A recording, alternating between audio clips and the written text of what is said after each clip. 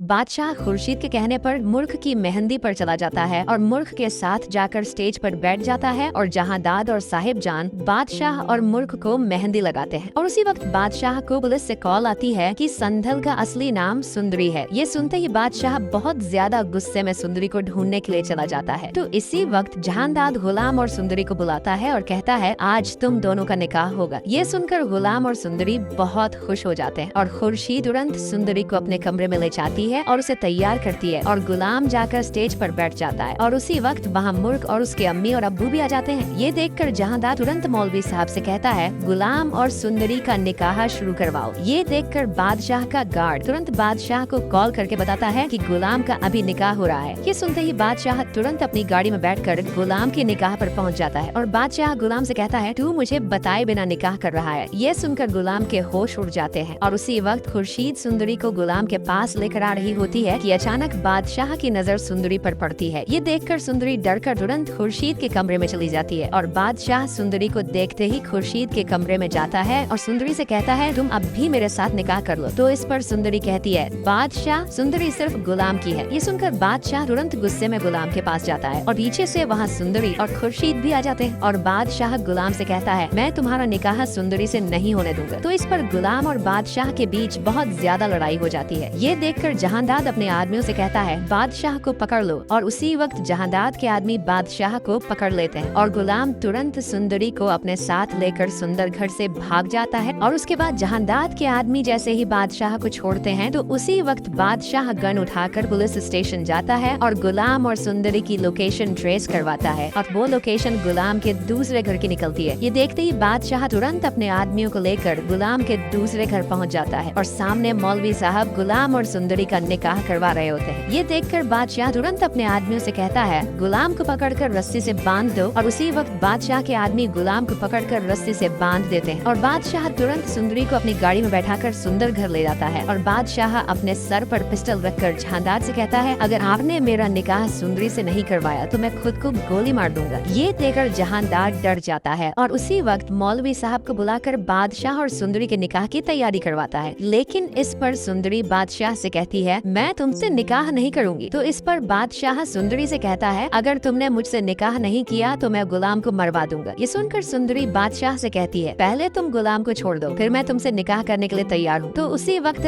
बादशाह तुरंत अपने आदमियों से कहकर गुलाम को आजाद कर देता है और जहांदाद तुरंत मौलवी साहब से कहता है बादशाह और सुंदरी का निकाह शुरू करवाओ। तो उसी वक्त मौलवी साहब बादशाह से पूछते हैं क्या तुम्हें सुंदरी से निकाह कबूल है? तो इस पर बादशाह कहता है हाँ कबूल है। और इसके बाद मौलवी साहब सुंदरी से पूछते हैं क्या तुम्हें बादशाह के साथ निकाह कबूल है? तो उसी वक्त सुंदरी कबूल है कहने वाली होती है कि अचानक सुंदरी को चक्कर आ जाता है और वो गिरकर बेहोश हो जाती है। ये देखकर बादशाह बहुत ज्यादा परेशान हो जाता है और उसी वक्त पीछे से वहाँ गुलाम आ जाता है और गुलाम सुंदरी को तुरंत दबा देता है और सुंदरी को होश आ जाता है और सुंदरी जैसे ही गुलाम को देखती है तो बादशाह के साथ निकाह से इनकार कर देती है। ये देखकर बादशाह पिस्टल निकालकर गुलाम पर गोली चला देता है और गोली सीधा गुलाम के बाजू पर लगी है। ये देखकर सुंदरी तुरंत गुलाम को अस्पताल ले जाती है और डॉक्टर गुलाम का ऑपरेशन कर देता है और जैसे ही गुलाम ठीक होता है तो बादशाह अस्पताल में मौलवी साहब को लेकर आता है और सुंदरी का गुलाम के साथ निकाह करवा देता है और बादशाह तुरंत जाकर जहांदाद को अपने साथ लेकर मुल्क के घर जाता है और उससे निकाह कर लेता है। तो दोस्तों अगर आप मेरी प्रेडिक्शन के मुताबिक इस ड्रामा की एंडिंग देखना चाहते हैं तो हमारे चैनल को लाइक, सब्सक्राइब और शेयर जरूर करें।